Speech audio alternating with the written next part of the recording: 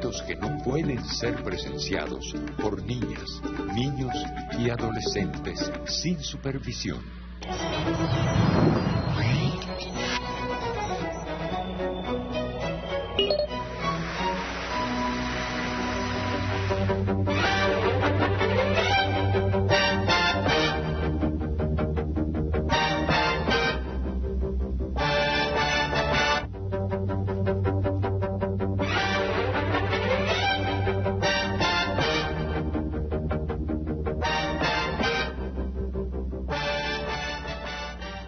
Salud amigos, tripulantes de nuestra querida, contaminada y única nave espacial. La misma que desde la última vez que nos vimos por estos medios ha dado otra vuelta sobre su eje imaginario y por supuesto sigue generando acontecimientos en pleno desarrollo. Los acontecimientos hoy los tenemos también en casa y en la lejana, pero en este mundo interconectado vía satélite no tan lejana, República Popular de China. Notarán que tenemos una iluminación adecuada para esta fecha tan especial. Ese es el esquema básico del satélite Miranda y las antenas desplegadas representan los colores del tricolor patrio. El cuerpo central, en amarillo, es donde está todo el equipo de transmisores, pero ya hablaremos de eso. Mientras compartimos con ustedes la truculenta realidad de la situación social como consecuencia de la decisiones económicas en Europa, estamos preparando una conexión que tiene que ver con un día que tiene que ser histórico. Y tiene que ser histórico porque después de poner en órbita, tanto que lo esperamos desde la Cuarta República que teníamos los proyectos, el Simón Bolívar, hoy es el día de colocar en órbita, Dios mediante, siempre funciona, algunas veces hay imponderables, nada menos que el Miranda. Pero hoy vamos, mientras esto ocurre y compensamos la diferencia horaria con China, donde estamos en comunicación en vivo y en directo, a mostrarles la realidad de lo que se está viviendo hoy en Madrid y en toda España, en Italia, en Grecia, es decir, el drama económico-social por el que están pasando los países del viejo continente. Y las recetas son las mismas, por lo tanto las víctimas son las mismas. El hombre que vive de su trabajo, el pequeño empresario, aquellos que trabajaron toda una vida y que deberían haberse jubilado ya y que no tienen posibilidades ni siquiera de tener una pensión completa, y la generación de relevo que aún teniendo un título universitario bajo el brazo no consigue trabajo y que debería conformarse con situaciones para las que nunca los prepararon. El famoso estado de bienestar se fue por el ducto y los políticos que son responsables de esto no saben ya ni cómo dar la cara. Bueno, hagamos frente a la realidad informativa. Los que penden de las decisiones de otros moviendo teclas con un dedito en una computadora se enfrentaron tanto en Madrid como en Valencia a una realidad muy fea. Daniel Álvarez de XTB Brokers. De la banca española para garantizar su solvencia estarían entre los 51.000 y los 62.000 millones de euros. Probablemente el informe que tendremos esta tarde esté más cerca de la parte alta de la horquilla, pero lo que hay que tener en cuenta es que lo que busca este informe es presentar al mercado los tres tipos de entidades bancarias en función de las necesidades de capital que existen en este momento en España. Hasta estos jovencitos yuppies están bastante preocupados, ¿no? Las entidades nacionalizadas tienen un déficit de capital superior a los 47.000 millones de euros en un escenario adverso. Normales a los mercados de capital y que van a necesitar ayuda pública y que por tanto van a ser partícipes de la mayor parte, de la inmensa mayoría de esa ayuda pública que se genera. Algunos expertos hablan de en torno a 40.000 millones de euros, que es el caso pues de entidades como Bankia, entidades como Catalunya Caixa, entidades como Nueva Galicia, Banco Valencia, ¿no? Fundamentalmente estas cuatro. Esto por lo que hace a la bolsa de valores y a la situación en Madrid, pero en Valencia las cosas no están nada mejor. Y aquí escucharemos la opinión de un florista, de un trabajador de la banca. El hecho es que el Ministerio de Economía y el Banco de España han presentado el informe que ha elaborado la consultora Oliver Wyman durante los últimos meses para determinar las necesidades de capital de la banca, que se eleva al 86% de ese déficit y que corresponde a entidades controladas por el Fondo de Reestructuración Ordenada Bancaria. Es decir, ni es ordenada ni es reestructuración. El esperado informe se ha elaborado con el análisis de la cartera crediticia de los 14 mayores grupos bancarios españoles, a la que se ha sometido a lo que llaman los tecnócratas un test de resistencia. No quieren saber cómo anduvo. El resultado, aquí van a necesitar mucho más ayuda económica y mucho más dinero del que suponían para reflotar a la banca. Unos presupuestos para salir de la crisis, dicen los voceros más conspicuos del gobierno. El hombre de la calle es el que está pagando las consecuencias. Se sabe ahora que en el peor momento de la economía habría pérdidas no menores a 43.000 millones de euros en la cartera de créditos y de activos adjudicados. ¿Y qué dice el hombre de la calle? Muriéndose de hambre prácticamente, en vez de estar ayudando a los bancos. Por supuesto, de toda la ayuda de la que se habla es para los bancos. Para los bancos, porque la crisis financiera, si no salimos de esta, pero me parece injusto para otro tipo de empresas que tienen problemas económicos y no se les ayuda, como por ejemplo las pymes. De acuerdo a las auditorías independientes, España solicitaría a la Unión Europea no menos de 40.000 millones de euros para sanear la banca. La banca española necesita en realidad 59.000, probablemente 60.000 millones de euros en un escenario adverso, según la evaluación de Oliver Wyman. Y las mayores entidades bancarias, todas, están con el sombrero en la mano pidiendo ayuda.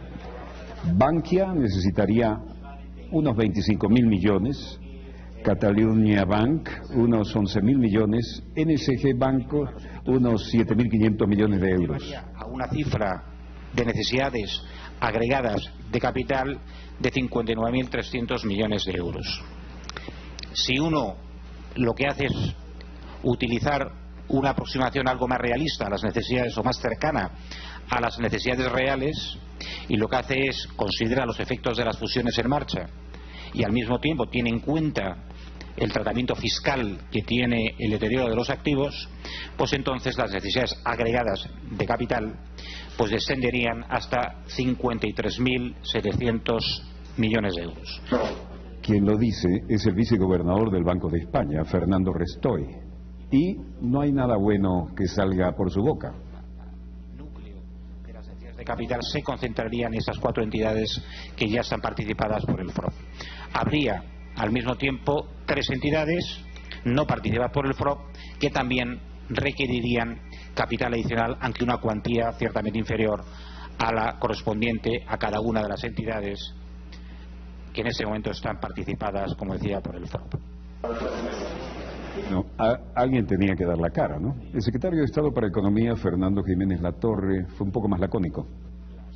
La cantidad está como está previsto, irá al FROB y tendrá la garantía del Estado.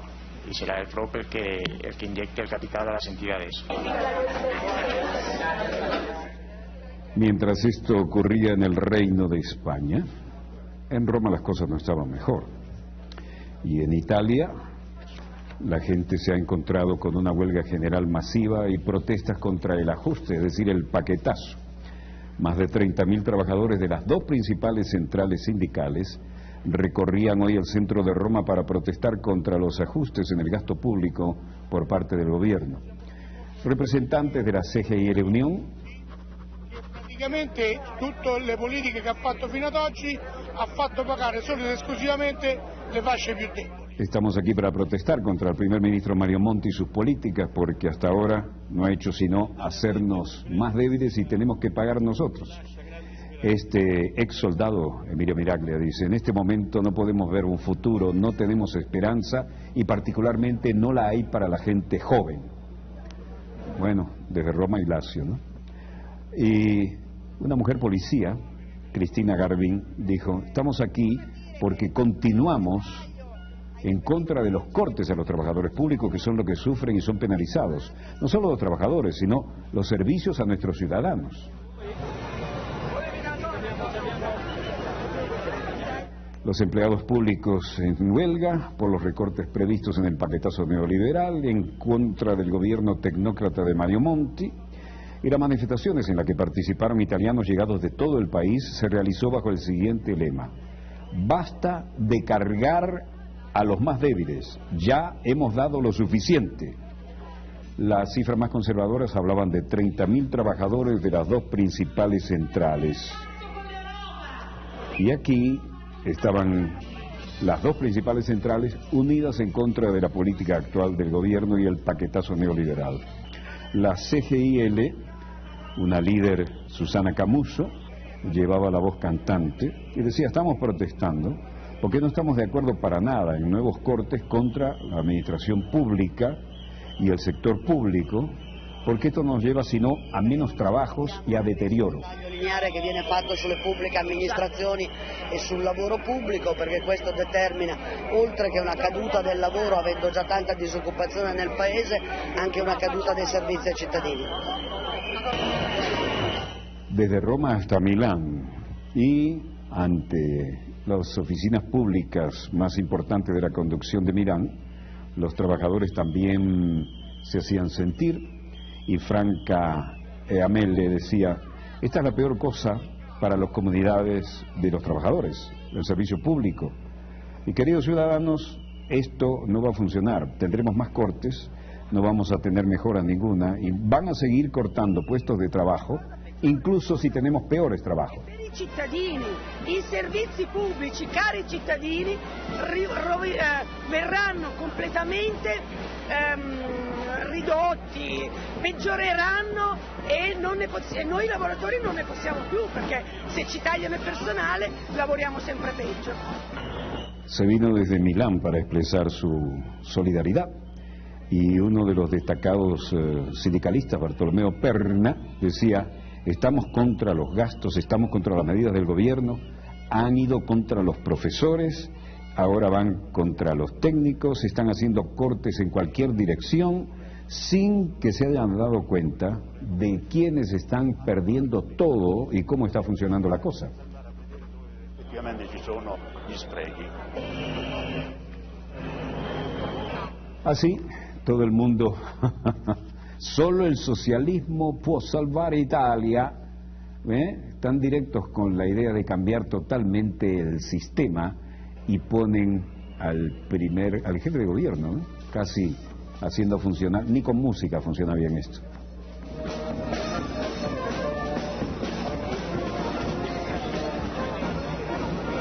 Parecía que estaba dispuesto. Bueno, miren quién tenemos aquí. Ahora estamos en París y este es Pierre Moscovici, el ministro francés de Finanzas. De los 30 billones de euros perdidos en el esfuerzo de recuperación, alcanzan cerca de un 3% del Producto Interno Bruto, más allá de los esfuerzos hechos en el 2012, y las finanzas no mejoran en este sentido. El control de gasto es fundamental en la salud, en los seguros, como ya se había planeado, y hemos decidido compartir 30 billones en una contribución balanceada, bla, bla, bla. 10 milliards d'euros. En 2013, la masse salariale globale et les dépenses en volume de l'État. Detrás de esto es que Francia prevé, en el mejor de los casos, un déficit del 3% para el 2013. Sí está previsto por la Unión Europea, según el presupuesto presentado por este caballero Pierre Moscovici. En su primer presupuesto, el gobierno socialista de François Hollande prevé más endeudamiento, no menos del 3% del Producto Interno Bruto, y por otro lado el Ejecutivo prevé que los ingresos aumenten en el mejor de los casos un 10%, entre otras cosas gracias al impuesto, ahora sí, a los ingresos más elevados. Se trata del presupuesto más duro de los últimos 30 años, que a través de subida de impuestos y recortes en los gastos, pretende hacer frente a 30.000 millones de euros, que es, en el mejor de los casos, el déficit de Francia. Actualmente Francia tiene un déficit presupuestario cercano al 5% del Producto Interno Bruto. El gobierno dice que es 4,5%. De los 30.000 millones que debe recaudar el gobierno, 20.000 procederán de subida de impuestos a los ingresos y a las empresas. Otros 10.000 de la congelación del gasto en todas las áreas. Pero dicen que no los congelarían en educación, seguridad y justicia. Bueno, a las Fuerzas Armadas no le pueden tocar nada, ¿no? Las áreas de defensa, transporte y cultura sí se podrían ver afectadas, según otras fuentes, pero acá estamos en Beijing y las cosas no andan nada mal. La televisión de Beijing mostró esto, que tiene lugar en Washington, y desde Estados Unidos, con la reunión del Fondo Monetario Internacional y otros adláteres, Abdullah Abiad, economista del Fondo Monetario Internacional, en una conferencia de prensa dijo: en muchas de estas economías todavía hay espacio para aumentar la demanda doméstica. En algunas economías emergentes como China, básicamente están llevando al máximo la capacidad de consumo, y otras, en situación más crítica, están tratando de aumentar la inversión. Pero con todo esto, el Fondo Monetario Internacional destaca que la ayuda acordada para algunos de los socios cubre holgadamente las necesidades de capital.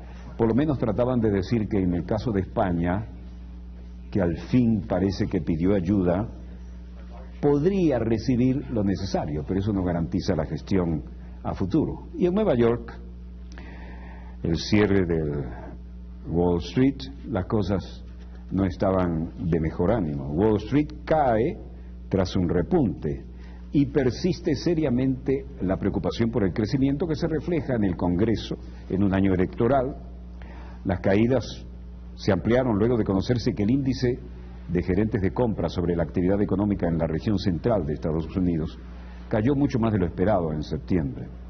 La cifra final del índice que marca la confianza del consumidor estadounidense, elaborado por Thomson Reuters y la Universidad de Michigan, también fue menor a la esperada y alcanzó un nivel nada optimista. El promedio industrial Dow Jones perdía 88 puntos con 25, 0,65%, y quedaba en 13.397 unidades con 72, mientras que el índice Standard & Poor's también caía 8,44 puntos, o sea un 0,58%, a 1.438,71.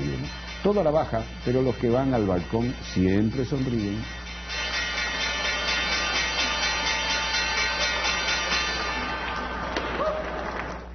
El índice Nasdaq Composite perdía 19 puntos con 71, un 0,63%, y cerraba en 3.116,88.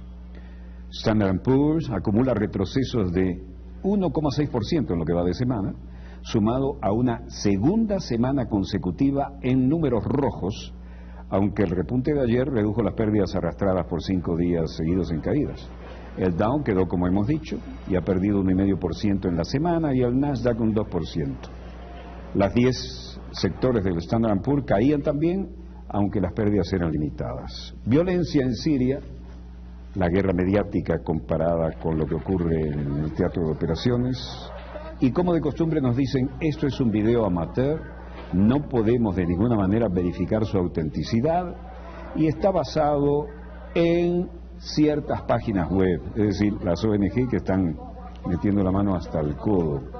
Los rebeldes dicen que avanzan en Alepo y obtienen más ayuda internacional. Por supuesto, hay demasiados países interesados en que caiga el gobierno de Siria. Es el viejo plan de cambiar el mapa de los países árabes musulmanes. Hoy, como cada viernes, hubo manifestaciones en todo el país a la hora de la salida de las mezquitas.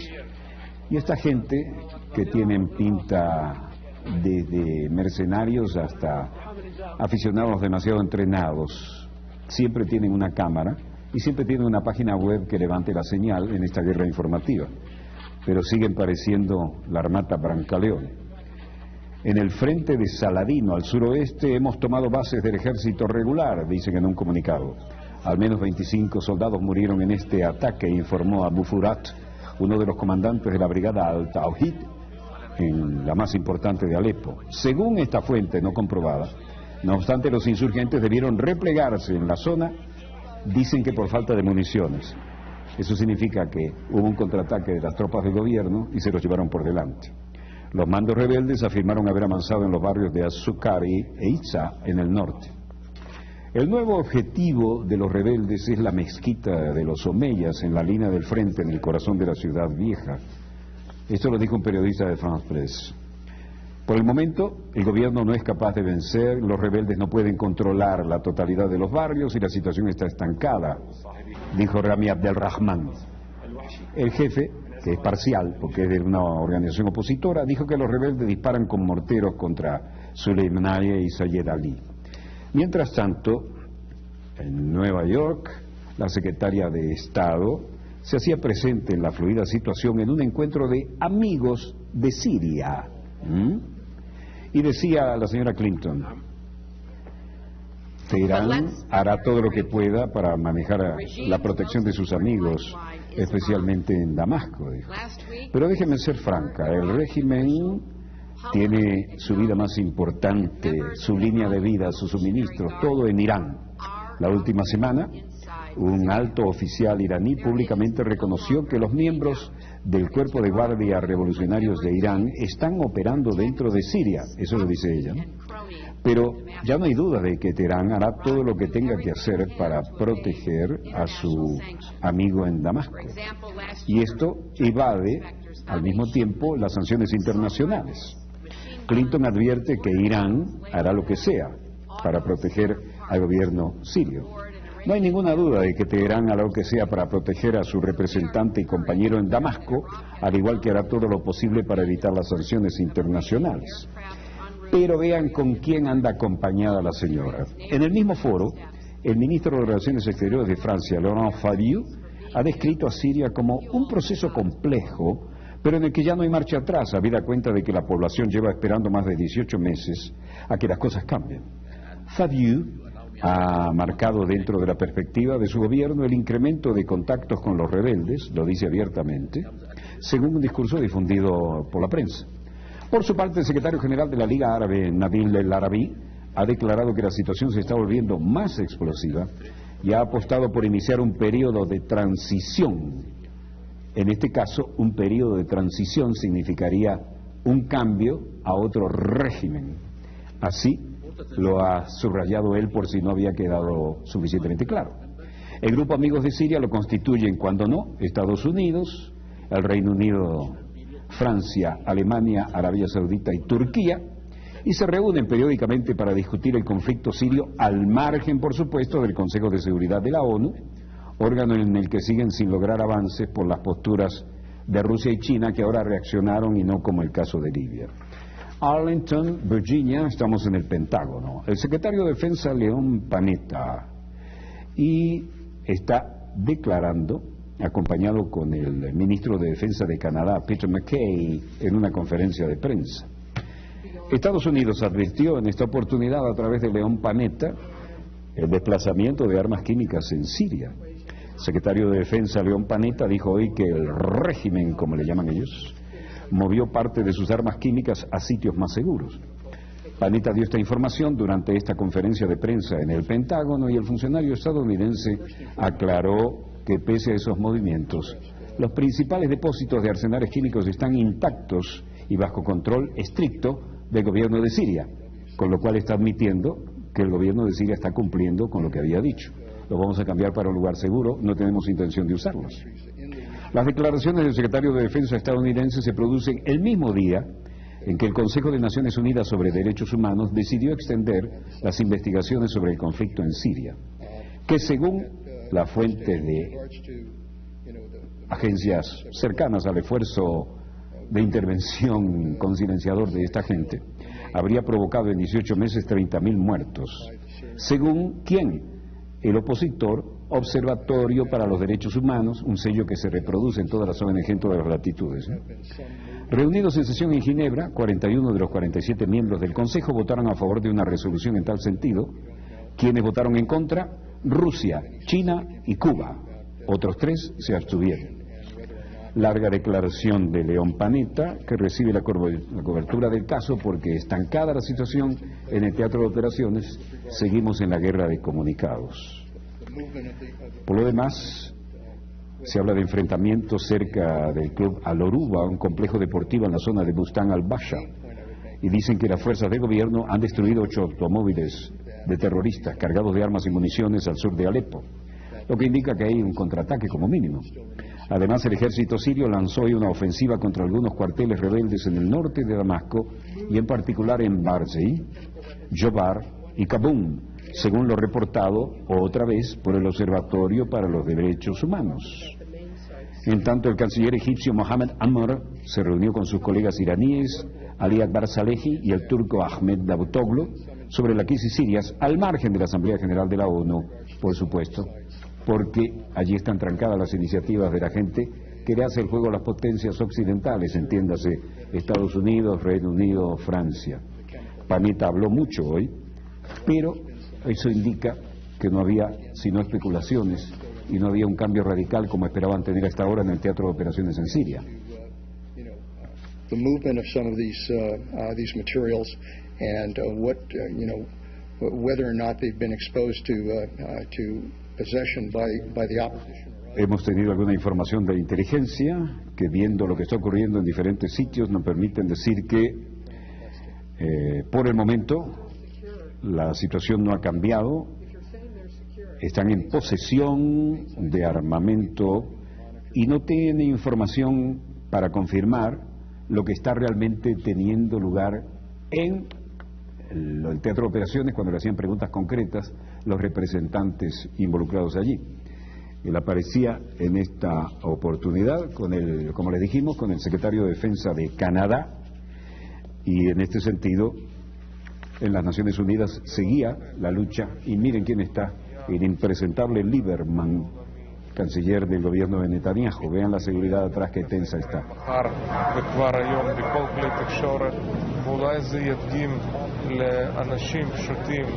Después de los malos comentarios que recibió, el dibujito estilo Walt Disney que mostró Netanyahu en el podio de la Asamblea General, marcando la línea roja que se niega, miren quién viene ahí, el vocero de siempre, se niega, marcó la línea roja a la que se niega Obama. Trató de hacer control de daño el canciller. Tuvo que venir Mark Regev, el habitual vocero del primer ministro, y dijo: la comunidad internacional ha dicho que está determinada a prevenir que Irán consiga una bomba nuclear. Si no es esto, al menos lo está implicando. Pero esto significa que esta acción ahora no puede tener variantes, porque tenemos la preocupación, después que lo hemos dicho claramente y lo ha dicho el primer ministro, de que Irán tiene suficiente uranio enriquecido como para una bomba. Lo dice el vocero de un gobierno que tiene entre 200 y 300 bombas nucleares. Luego dijo: Israel permanece lista para la inmediata continuidad de las conversaciones de paz con los palestinos y su liderazgo, sin precondiciones, y estamos listos para comenzar en Jerusalén, en Ramallah, donde quieran, y si quieren también en un tercer país. Que no pueden ser presenciados por niñas, niños y adolescentes sin supervisión.